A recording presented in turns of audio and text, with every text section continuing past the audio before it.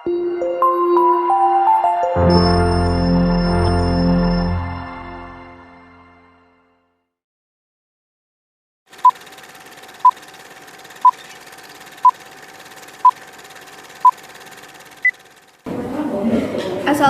warahmatullahi wabarakatuh.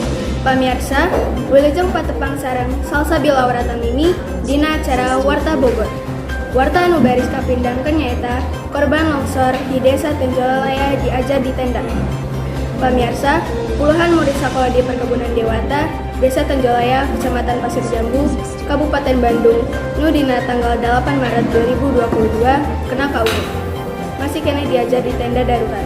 Maranehna teu bisa balik deui ka sakola asal kusabab sieun longsor deui.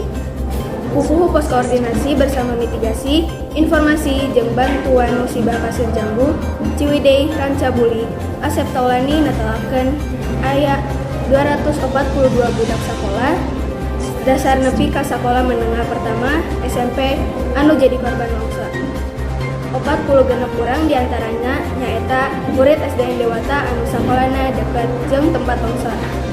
Maranehna ayeuna diajar di tenda darurat.